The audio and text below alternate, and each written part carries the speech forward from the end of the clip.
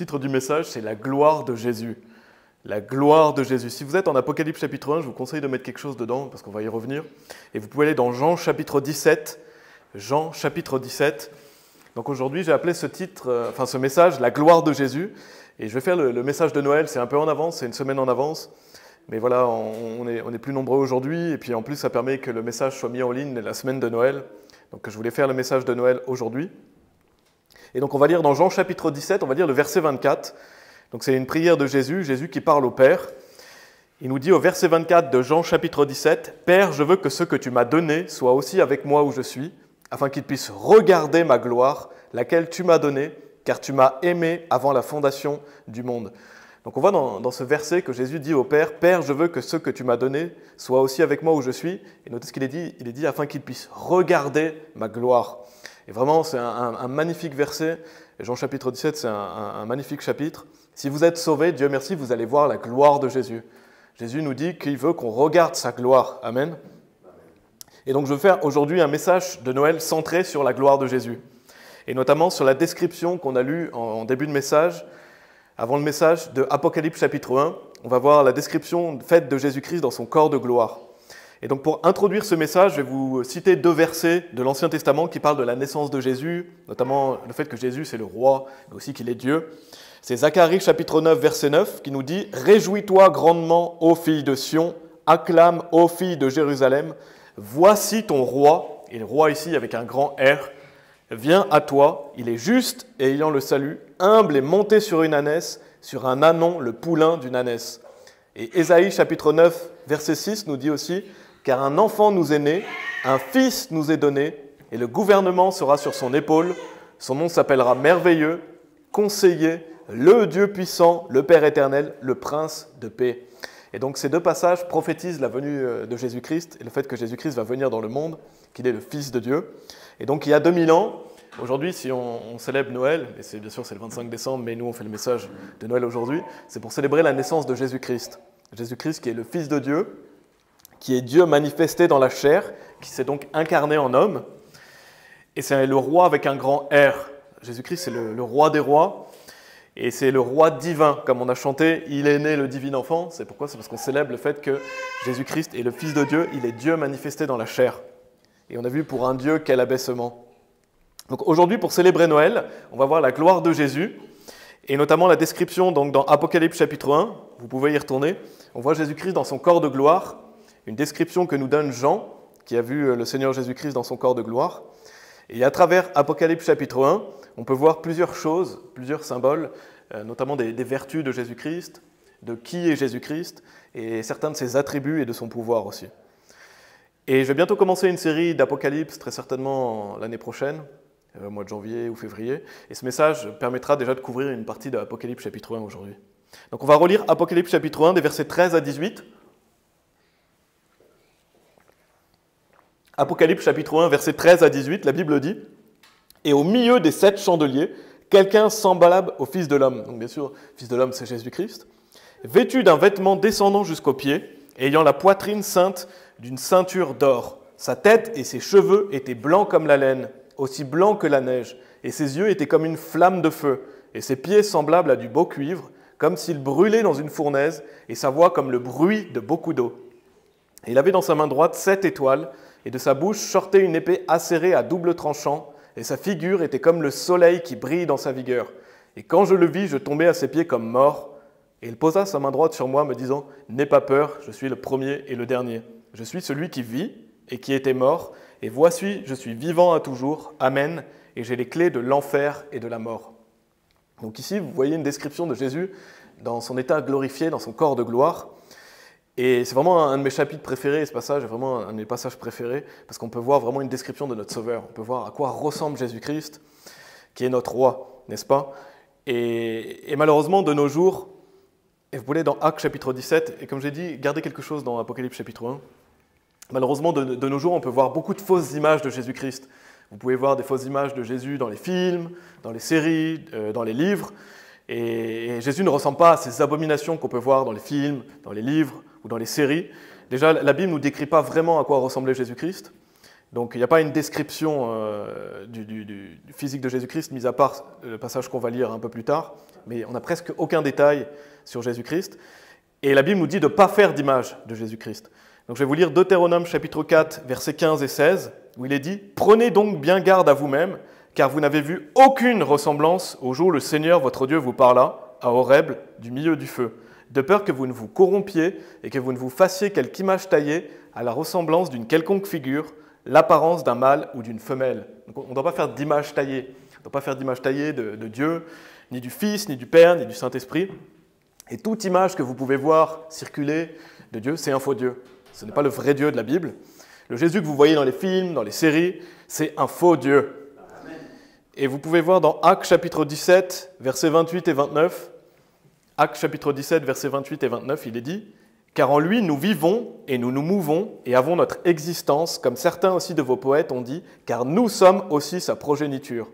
Alors, puisque nous sommes la progéniture de Dieu, nous ne devons pas penser que la déité soit semblable à de l'or, ou à de l'argent, ou à de la pierre taillée par l'art et l'invention de l'homme. » Donc, on voit vraiment que la Bible dénonce clairement le fait de faire une image de Dieu, faire des statues de Dieu, etc.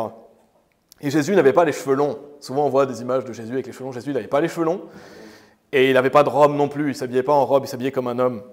La robe est un vêtement pour femme. Et les cheveux longs, c'est une honte pour un homme d'avoir les cheveux longs. Donc Jésus-Christ, qui est le Fils de Dieu, montrait l'exemple. Il avait les cheveux courts, bien sûr. Donc les images qu'on voit de Jésus-Christ, c'est un faux Dieu. Et nous, on n'accepte pas ça. Et donc souvent, on peut voir par exemple un Jésus avec les yeux bleus, blonds. Ça m'étonnerait que Jésus-Christ était blond aux yeux bleus. Ou vous pouvez voir un Jésus hippie ou un Jésus efféminé. Tout ça, c'est des abominations. On ne veut pas de ce faux Jésus-Christ. Notre Jésus-Christ ne ressemble pas à ça. Donc ne faisons pas d'image de Jésus. Et vous pouvez aller dans Ésaïe chapitre 53. Ésaïe chapitre 53. Au verset 2, il est dit, c'est pas grave si vous n'avez pas le temps d'y aller, je vais le lire, il est dit « Car elle grandira devant lui comme un tendre rejeton et comme une racine sortant d'un sol assoiffé. Il n'a ni forme ni attrait, et lorsque nous le regardons, il n'y a aucune beauté pour que nous le désirions. » Donc ça fait partie des rares détails qu'on a sur Jésus-Christ, son physique. On n'a pas de description physique de Jésus-Christ, on sait juste qu'il n'y avait aucune beauté en lui pour que nous le désirions. C'est-à-dire que Jésus-Christ n'était pas physiquement désirable. C'était quelqu'un qui n'était pas forcément beau physiquement. Jésus-Christ, il est beau spirituellement. Il est le Fils de Dieu. Il n'y a pas plus beau que lui spirituellement, mais physiquement, il n'avait rien qu'on puisse désirer. Il n'avait pas, voilà, les gens ne disaient pas « Ah, c'est forcément Jésus-Christ parce qu'il est beau ». Non. Jésus-Christ, il est dit, il n'a ni forme ni attrait, et lorsque nous le regardons, il n'y a aucune beauté pour que nous le désirions. Donc Jésus-Christ, dans son corps de chair, n'était pas forcément beau. Donc il est beau spirituellement. Donc maintenant, on a vu, voilà, je pourrais faire un message complet là-dessus, mais je voulais mentionner ça brièvement. À quoi ne ressemble pas Jésus-Christ? Il ne ressemble pas à ces fausses images, ces faux dieux qu'on peut voir. Et maintenant, on va voir à quoi ressemble Jésus-Christ. Donc retournez dans Apocalypse chapitre 1, on va voir à quoi ressemble Jésus, et notamment dans son corps de gloire. À quoi ressemble Jésus-Christ dans son corps de gloire. Et on va voir à travers Apocalypse chapitre 1 plusieurs symboliques de ses vertus, de son pouvoir notamment. Donc on va commencer au verset 14. Apocalypse chapitre 1, verset 14. Il est dit « Sa tête et ses cheveux étaient blancs comme la laine, aussi blancs que la neige, et ses yeux étaient comme une flamme de feu. » Donc notez qu'il est dit, donc on va voir la première partie, « Sa tête et ses cheveux étaient blancs comme la laine, aussi blancs que la neige. » Et allez dans Ésaïe chapitre 1 en attendant, Ésaïe chapitre 1, mais ici la description qui nous est donnée de Jésus par Jean, ça symbolise plusieurs choses. Le fait que sa tête, ses cheveux étaient blancs comme la laine, aussi blancs que la neige, ça symbolise la pureté de Jésus-Christ. Sa pureté, parce que le blanc symbolise souvent la pureté, mais aussi sa sainteté. Au début du verset de, je vais vous lire Habakkuk, chapitre 1, verset 13, au début du verset, il est dit « Tu as les yeux trop purs pour contempler le mal ». Donc Dieu, il a les yeux trop purs pour voir le mal, parce que Dieu est pur. Dieu est parfaitement pur, et Dieu est saint. Donc dans Ésaïe chapitre 1, je vais vous lire le verset 18. Vous verrez qu'on retrouve cette notion de laine, on retrouve cette notion de neige dans Ésaïe chapitre 1, verset 18. Il est dit « Venez maintenant et plaidons ensemble, dit le Seigneur, bien que vos péchés soient comme l'écarlate, ils seront blancs comme neige, bien qu'ils soient rouges comme le cramoisi, ils seront comme laine. » Donc on retrouve cette notion de laine, de neige, comme on a vu dans Apocalypse chapitre 1. Pourquoi? Parce que Jésus-Christ, il s'est fait pécher pour nous. Lui qui était sans péché, il s'est fait pécher pour nous, afin que quand on croit en lui, on est purifié, on est justifié, on est rendu pur comme la neige, on est rendu pur comme la neige, blanc comme la neige. Et donc, on est sanctifié une fois pour toutes. Donc, par la pureté, par la sainteté de Jésus-Christ, on est rendu pur. Et donc, on voit vraiment dans Ésaïe chapitre 1, verset 18, cette notion de, voilà, que nos péchés sont rendus blancs comme neige, et que, bien qu'ils soient rouges comme le cramoisi, ils seront comme laine. Donc, en fait, ça nous rappelle quoi dans Apocalypse chapitre 1, verset 14? Sa tête et ses cheveux étaient blancs comme la laine, aussi blancs que la neige. Ça nous rappelle le fait que Jésus est le Sauveur. Donc, rien que par sa description physique, de ses cheveux, de son visage, de sa tête, ça rappelle que Jésus est le Sauveur, et qu'il n'y a pas d'autre Sauveur que lui. Il n'y a que lui qui peut vous purifier, il n'y a que lui qui peut vous rendre saint. Donc, cette blancheur, cette sainteté du Seigneur Jésus-Christ, elle est même visible quand on a une description de lui dans son corps de gloire. Et c'est un magnifique symbole. Donc, bien sûr, la laine, qu'est-ce que ça vous rappelle aussi, la laine? Ça rappelle le fait qu'il est l'agneau de Dieu. Jésus-Christ est l'agneau de Dieu et qui est venu ôter le péché du monde. Et vous pouvez aller dans Daniel chapitre 7. Daniel chapitre 7. Donc là, on étudie Apocalypse chapitre 1, le début du verset 14. Sa tête et ses cheveux étaient blancs comme la laine, aussi blancs que la neige. Donc on voit ce magnifique symbole du fait que Jésus est le Sauveur, qu'il nous purifie, qu'il est saint, et aussi bien sûr qu'il est l'agneau de Dieu. Mais il y a aussi autre chose, c'est que la couleur blanche de ses cheveux, ça rappelle aussi le fait que Jésus-Christ, il est de toute éternité, il est le Fils de Dieu éternel. Vous pouvez aller dans Daniel chapitre 7, donc versets 21 et 22.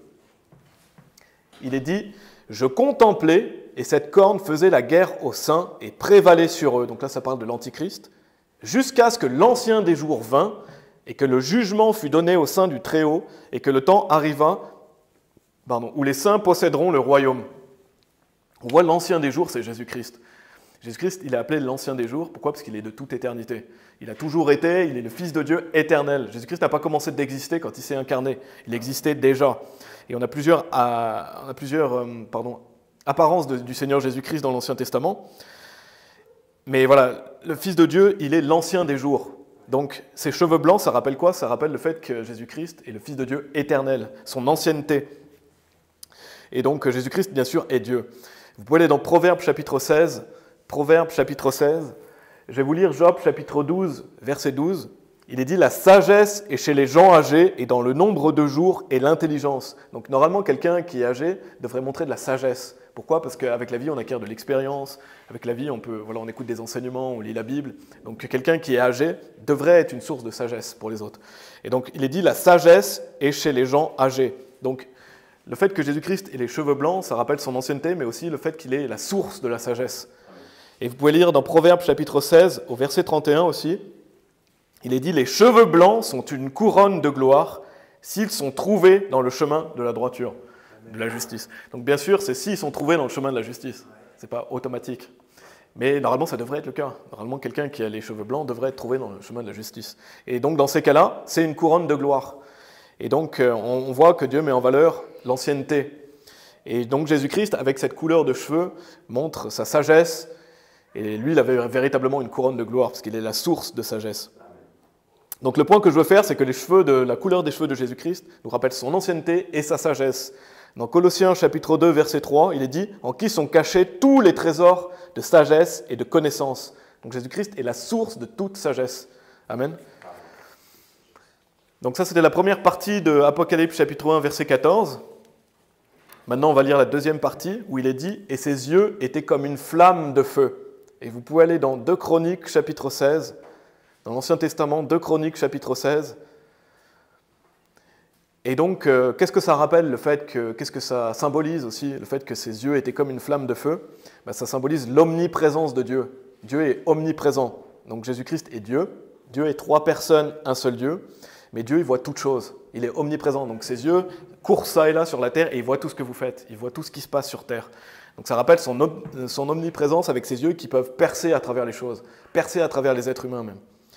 Donc dans 2 Chroniques chapitre 16, on peut lire au verset 9 « Car les yeux du Seigneur courent ça et là sur toute la terre, afin qu'il se montre fort en faveur de ceux dont le cœur est parfait envers lui. En cela, tu as agi follement, c'est pourquoi désormais tu auras des guerres. » Donc on peut imaginer le Seigneur sur son trône, ses yeux, ils courent ça et là sur toute la terre. Ça veut dire qu'il voit tout ce qui se passe, il voit tout ce qu'on pense, il voit dans notre cœur, afin qu'il se montre fort en faveur de ceux dont le cœur est parfait envers lui. Donc Dieu perce à travers tout. Donc Dieu voit notre cœur. Et donc Dieu voit les motifs de notre cœur. C'est pourquoi, attention à pourquoi on fait les choses. Dieu voit pourquoi on fait les choses. Il n'y a rien qu'on puisse cacher à Dieu, rien ne peut être caché devant lui. Et donc cette notion des yeux comme une flamme de feu, ça rappelle le fait que Jésus-Christ est Dieu et il est omniprésent. Donc il peut voir tout ce que vous pensez, tout ce que vous faites, tout ce que vous dites. Et c'est vraiment encourageant parce qu'il est dit afin qu'il se montre fort en faveur de ceux dont le cœur est parfait envers lui. Donc je vous encourage vraiment à avoir un cœur parfait, avoir un cœur pur, parce que Dieu va se montrer fort en votre faveur. Et si vous vous dites « Ah, moi, j'ai pas vraiment le cœur pur, j'ai pas vraiment un cœur parfait », priez pour ça. Priez pour que Dieu fasse en vous un cœur net. Priez pour que Dieu purifie votre cœur. Et on doit avoir cette volonté d'être des meilleures personnes, d'avoir un cœur plus pur. Et je ne sais pas pour vous, mais j'ai envie que Dieu se montre en ma faveur. Et pour ça, il faut avoir un cœur parfait envers lui. Bien sûr, parfait, ça veut dire complet. Ça ne veut pas dire qu'on est sans péché. Mais parfait, ça veut dire qu'on veut bien faire les choses. On met Dieu en premier. Et donc, voilà, priez pour que Dieu, on doit tous prier, pour que Dieu purifie notre cœur, que Dieu nous rende meilleurs. Et donc, dans Apocalypse chapitre 1, au verset 14 qu'on a vu, on voit l'omniprésence de Dieu qui voit tout. Ses yeux percent à travers tout. Et quand vous pensez au feu aussi, le feu est quelque chose qui purifie, mais qui peut détruire aussi. Le feu, ça purifie ou ça détruit. Dans Proverbe chapitre 15, vous pouvez aller dans Proverbe chapitre 15, vous pouvez y aller parce qu'après ce sera Proverbe chapitre 16. Mais on a encore cette notion des yeux du Seigneur. Donc vraiment là, je voulais souligner quand il est dit « Et ses yeux étaient comme une flamme de feu », le fait que Dieu est omniprésent, qu'il voit tout. Proverbe chapitre 15, au verset 3, il est dit « Les yeux du Seigneur sont en tout lieu ». Tous les lieux. Donc vous ne pouvez pas vous cacher de Dieu. Vous ne pouvez pas faire quelque chose en secret devant Dieu. Non. Les yeux du Seigneur sont en tout lieu, observant les malveillants et les bons. Dieu observe aussi bien les mauvais que les bons. Et donc Dieu voit tout. Donc avant de commettre des péchés, pensez à ça. Pensez à que Dieu, il vous voit. Dieu, il voit ce que vous êtes en train de faire. Donc ça doit instaurer la crainte de Dieu dans notre cœur et la volonté de plaire à Dieu. Et donc n'oubliez pas que Dieu voit ce que vous faites en secret, mais aussi Dieu voit ce que vous faites de bien. Dieu voit ce que vous faites de bien, donc ça c'est vraiment quelque chose de réjouissant. Quand vous faites quelque chose, Dieu le voit. Par exemple, quand vous lisez la Bible par vous-même, quand vous priez par vous-même, quand vous faites du bien aux autres, quand vous allez évangéliser, Dieu il voit ces choses. Donc Dieu voit ce que vous faites.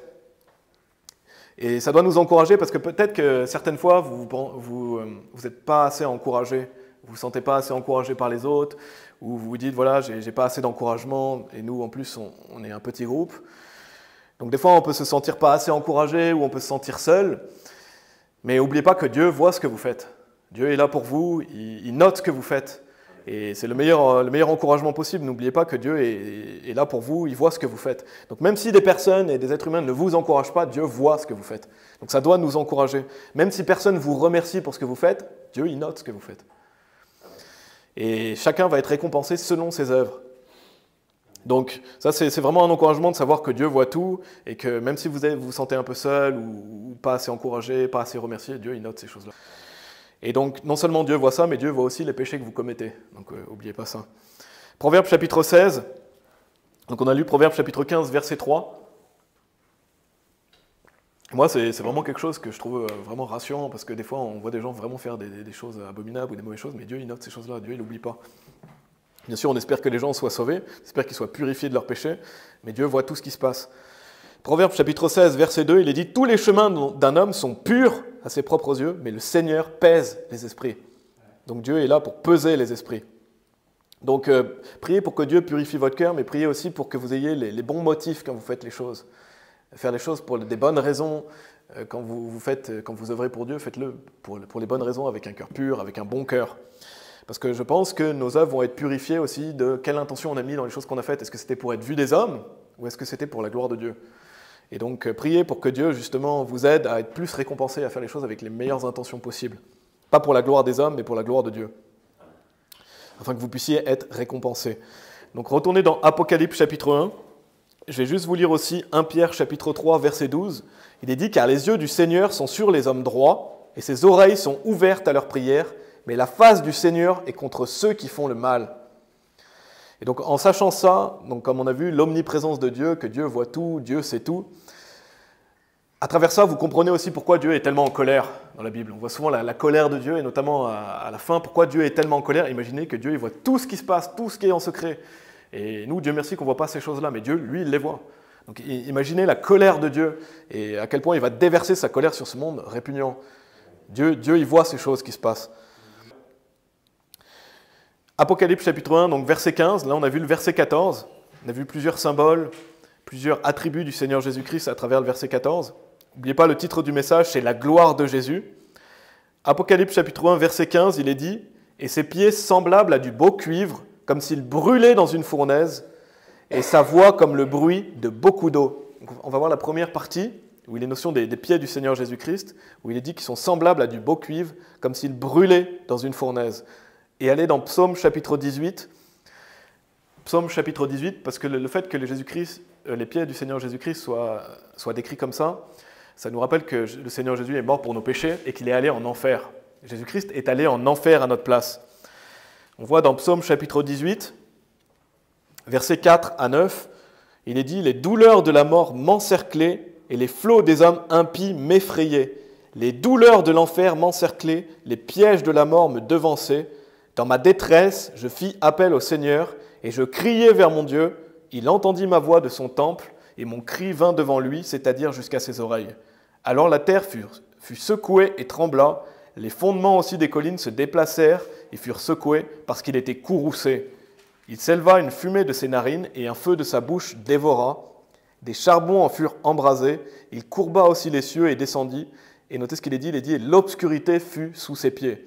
Donc ici, c'est prophétique de Jésus-Christ, de sa venue, du fait que Jésus-Christ va aller en enfer. Jésus-Christ est allé en enfer pendant 3 jours et 3 nuits. Oubliez jamais ça. Oubliez jamais que c'était votre condamnation. C'est vous qui méritiez d'aller en enfer et Jésus-Christ y allait à notre place. Et donc le fait que ses pieds sont semblables à du beau cuivre, comme s'il brûlait dans une fournaise, ça nous rappelle le fait que Jésus-Christ a mis les pieds en enfer pour nous. Il est littéralement allé en enfer pendant 3 jours et 3 nuits. Il est dit « Les douleurs de l'enfer m'encerclaient, les pièges de la mort me devançaient. » Et regardez au verset 9, il est dit « L'obscurité fut sous ses pieds. » Donc on voit cette notion de pied comme on a vu dans Apocalypse chapitre 1. Et donc Jésus-Christ est vraiment allé en enfer pour nos péchés. Donc quand on célèbre la naissance de Jésus-Christ, on se rappelle de ce que Jésus a fait pour nous aussi. Je vais vous lire 2 passages du Nouveau Testament. Allez dans Psaume 56, si vous voulez bien, Psaume chapitre 56. Je vais vous lire 2 passages du Nouveau Testament qui montrent que Jésus-Christ est allé en enfer. Actes chapitre 2, verset 31, il est dit « Lui, voyant cela d'avance, parla de la résurrection de Christ, que son âme n'a pas été laissée en enfer, ni sa chair n'a vu la corruption. » Donc sa chair n'a pas eu le temps de se corrompre. Pourquoi ? Parce qu'il est ressuscité le 3e jour. Mais son âme n'a pas été laissée en enfer, ce qui veut dire qu'il est allé en enfer. Jésus-Christ est littéralement allé en enfer. Et Luc chapitre 12, versets 49 et 50 nous dit « Je suis venu pour envoyer le feu sur la terre, et que veux-je s'il est déjà allumé? Mais j'ai un baptême dont je dois être baptisé, et combien suis-je confiné jusqu'à ce qu'il soit accompli ?» Et n'oubliez pas que l'enfer existe vraiment. L'enfer existe vraiment. Des personnes vont en enfer. Il ne faut pas oublier ces choses-là. Il ne faut pas oublier que Jésus-Christ y est allé à notre place. Et si nous, on ne va même pas mettre les pieds une seule seconde en enfer, c'est grâce à lui. Parce que nous, on méritait d'y aller. Et Jésus-Christ, puisqu'il a mis les pieds pour nous là-bas, on n'a même pas à mettre les pieds une seule seconde en enfer. Donc Dieu merci pour ça. Et donc Psaume 56, verset 13, il est dit « Car tu as délivré mon âme de la mort, n'empêcherais-tu pas mes pieds de trébucher afin que je puisse marcher devant Dieu dans la lumière des vivants ?» Donc Jésus-Christ, il a retiré notre âme de la fosse et il délivre notre âme de la mort. Pourquoi ? Parce qu'on n'a jamais à aller en enfer. Une fois que vous êtes sauvé, vous n'irez jamais en enfer. Et donc, parce que Jésus-Christ a mis les pieds en enfer pour nous. Donc, quand on voit la description de Jésus-Christ, quand on voit la gloire de Jésus, ses pieds nous rappellent qu'est-ce qu'il a fait pour nous. Qu'est-ce qu'il a fait pour nous ? Le fait qu'il est allé en enfer pour nous, le fait qu'il a mis les pieds pour nous en enfer, et nous, on n'a pas besoin d'y aller. Et si vous n'êtes pas sauvé, assurez-vous d'être sauvé aujourd'hui, justement. Dieu ne veut pas que vous mettiez les pieds en enfer, il y allait à votre place. Amen. Et vous pouvez garder quelque chose dans Psaume. Vous pouvez même dans Psaume 93 ou Psaume 93. Et je vais lire la suite du verset 15. Il est dit « Et sa voix comme le bruit de beaucoup d'eau ». Donc on voit que la voix du Seigneur Jésus est comparée au bruit de beaucoup d'eau. J'ai déjà fait un message qui s'appelle « Trembler à la voix de Dieu ». Je vous invite à l'écouter si vous voulez, parce que ça parle de cette notion de la voix de Dieu. Là, on va aller dans Psaume 93, on va lire les versets 3 et 4, parce que la voix de Jésus, elle est comparée au bruit de beaucoup d'eau. Et qu'est-ce que ça nous rappelle ? Qu'est-ce que ça nous montre du Seigneur Jésus? Il est dit dans Psaume 93, versets 3 et 4, « Les flots ont élevé au Seigneur, les flots ont élevé leur voix, les flots élèvent leurs vagues. Le Seigneur dans les hauteurs est plus puissant que le bruit de beaucoup d'eau, oui, que les puissantes vagues de la mer. » Donc ici, on voit la puissance de Dieu. Et donc le fait que la voix de Jésus est comme le bruit de beaucoup d'eau, ça nous montre son pouvoir, sa puissance. Pourquoi? Parce que l'eau, elle est capable de tout renverser. Quand vous pensez à un tsunami, c'est capable de tout détruire sur son passage. Il n'y a rien qui peut résister à un tsunami. Et il n'y a que Dieu qui peut mettre une limite aux eaux. Il n'y a que Dieu qui peut mettre une limite aux eaux. Et donc ça montre la puissance de Dieu. Et donc sa voix, comme le bruit de beaucoup d'eau, ça montre la puissance de Jésus-Christ, son pouvoir. Dans Psaume 29, il est dit aussi au verset 3, « La voix du Seigneur est sur les eaux, le Dieu de gloire tonne, le Seigneur est sur beaucoup d'eau. » Donc Dieu est puissant et il est grandement à craindre. Ça nous rappelle la puissance de Jésus-Christ, rien qu'en entendant sa voix. Verset 16 d'Apocalypse chapitre 1, vous pouvez y retourner. Comme j'ai dit, regardez quelque chose dans Apocalypse chapitre 1, on y va régulièrement. Il est dit, donc toujours en nous parlant du Seigneur Jésus et de sa gloire, il est dit, « Et il avait dans sa main droite 7 étoiles. » Je ne vais pas développer ça, je parle plutôt des attributs physiques. « Et de sa bouche sortait une épée acérée à double tranchant, et sa figure était comme le soleil qui brille dans sa vigueur. » Je pense que vous avez déjà fait le lien, mais le fait qu'il ait une épée qui sort de sa bouche, ça rappelle le fait que la parole de Dieu est une épée, l'épée de l'esprit. Donc l'épée acérée à double tranchant, parce que Jésus est la parole de Dieu. Jésus, c'est la parole de Dieu, il est la Bible. Dans Hébreux chapitre 4, versets 12 et 13, je vais simplement les lire, il est dit « Car la parole de Dieu est vivante et persuasive et plus acérée qu'aucune épée à double tranchant, perçant même jusqu'à la séparer l'un de l'autre, l'âme de l'esprit et des jointures et de la moelle, et elle discerne les pensées et les intentions du cœur. » Donc la parole de Dieu est comme une épée. Je pense que vous le savez déjà, mais voilà, le fait qu'il y ait cette épée qui sort de la bouche de Jésus, ça nous montre le fait qu'il est la parole de Dieu. Et non seulement ça, mais ça montre aussi que quand Jésus parle, c'est la vérité qui sort de sa bouche. Jésus peut dire seulement la vérité, il est la vérité. Donc cette épée qui sort de sa bouche, ça rappelle le fait que Jésus est la vérité, il est la parole de Dieu. Et donc la parole de Dieu, elle est persuasive, elle est tranchante. Donc n'oubliez pas que quand vous prêchez la parole, elle a du pouvoir, elle est tranchante, elle est persuasive. Et la Bible nous dit qu'elle ne revient jamais sans effet. Donc elle accomplit toujours la volonté de Dieu. Quand vous prêchez la parole de Dieu, elle accomplit toujours sa volonté. Donc cette épée qui sort de la bouche de Jésus-Christ nous rappelle le fait qu'il est la parole de Dieu, qu'il est la vérité et que tout ce qu'il dit est vrai. Ensuite, il est dit « Et sa figure était comme le soleil qui brille dans sa vigueur. » Et vous pouvez aller un tout petit peu plus loin, juste Apocalypse chapitre 21. On voit toute fin de Bible, Apocalypse chapitre 21. Moi, ça me fait penser à 2 passages d'Apocalypse, le fait que sa figure était comme le soleil qui brille dans sa vigueur, notamment donc Apocalypse chapitre 21, des versets 23 à 27. Donc ça parle de la Nouvelle Jérusalem. Donc en parlant de la Nouvelle Jérusalem, il est dit au verset 23, « Et la ville n'avait pas besoin du soleil, ni de la lune pour briller en elle, car la gloire de Dieu l'éclaire, et l'agneau en est sa lumière. Et les nations de ceux qui sont sauvés marcheront dans sa lumière, et les rois de la terre apportent effectivement leur gloire et leur honneur en elle. Et ces portes ne seront jamais fermées durant le jour, car il n'y aura pas de nuit là. Et ils apporteront la gloire et l'honneur des nations en elles, et en aucun cas il n'entrera en elles quoi que ce soit qui souille, ni personne qui s'adonne à l'abomination ou qui dise un mensonge, seulement ceux qui sont écrits dans le livre de vie de l'agneau. » J'aime tellement ce passage que je l'ai lu jusqu'à la fin, parce que vraiment ce que je veux souligner, c'est qu'il est dit « La ville n'avait pas besoin du soleil », et un peu plus loin, il est dit « Car la gloire de Dieu l'éclaire et l'agneau en est sa lumière ». Donc la ville de Jérusalem n'a même pas besoin du soleil. Pourquoi? Parce que l'agneau en est sa lumière. Et donc quand on voit que la figure de Jésus-Christ est comme le soleil qui brille dans sa vigueur, on voit dans ce passage le fait que la ville n'a même pas besoin du soleil parce que c'est l'agneau qui est la lumière. C'est l'agneau qui remplace le soleil. Et donc l'agneau est la lumière de la Nouvelle Jérusalem. La ville n'a pas besoin du soleil. Et juste un peu plus loin, Apocalypse chapitre 22. Donc ça me fait vraiment penser à ce passage, le fait que la figure de Jésus était comme le soleil qui brille dans sa vigueur. On voit littéralement que dans la Nouvelle Jérusalem, il n'y aura même pas besoin du soleil parce que l'agneau est sa lumière. Et on voit Apocalypse chapitre 22, verset 5. Il est mention aussi de ça, il est dit « Et il n'y aura plus de nuit là, et ils n'auront pas besoin de bougies, ni de la lumière du soleil, car le Seigneur Dieu leur donne la lumière, et ils régneront pour toujours et à jamais. » Donc il n'y a même plus besoin du soleil ni de la lumière de la bougie, parce que le Seigneur Dieu va éclairer de sa lumière la Nouvelle Jérusalem. Et bien sûr, on sait aussi que Jésus-Christ est le soleil de droiture, le soleil de justice. Malachie chapitre 4, verset 2. Et vous pouvez aller dans Philippiens chapitre 2 si vous voulez. Philippiens chapitre 2. Je vais vous lire Malachie chapitre 4, verset 2. Il est dit « Mais à vous qui craignez son nom, le soleil de rectitude se lèvera avec la guérison dans ses ailes, et vous sortirez et vous grandirez comme les veaux d'une étable. » Donc Jésus-Christ est comparé au soleil de justice. Et donc dans Apocalypse chapitre 1, comme on vient de voir, ça nous montre vraiment une description de Jésus dans son corps de gloire, son état glorifié. On peut voir plusieurs attributs de Jésus-Christ. Pour un petit rappel, on voit son pouvoir, on voit son omniprésence, on voit sa puissance, on voit sa gloire, on voit le fait qu'il est le sauveur, que c'est le seul qui peut nous purifier. C'est lui le salut des hommes et il est la parole de Dieu.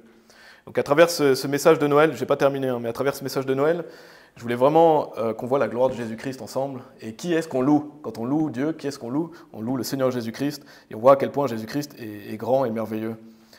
Donc on va faire une application pratique pour finir ce message. Si vous êtes dans Philippiens chapitre 2, on va faire une application pratique, je vais donner 2 points. C'est que si vous voulez être plus glorifié dans le royaume de Dieu, qu'est-ce que vous devez faire? On voit dans Philippiens chapitre 2, versets 6 à 11, vous devez être humble dans cette vie. Jésus-Christ, il a été hautement exalté puisqu'il a été humble et s'est rabaissé dans cette vie. On voit Philippiens chapitre 2, versets 6 à 11, il est dit « Qui, étant en la forme de Dieu, n'a pas pensé comme usurpation d'être égal à Dieu ?» Donc là, si vous lisez ce verset et vous dites que Jésus-Christ n'est pas Dieu, vous ne savez pas lire. Parce que la Bible montre clairement que Jésus-Christ est Dieu. Mais s'est fait lui-même sans réputation et prit sur lui la forme d'un serviteur et fut fait à la ressemblance des hommes. Et étant trouvé de la façon d'un homme, il s'humilia et devint obéissant jusqu'à la mort, c'est-à-dire la mort de la croix.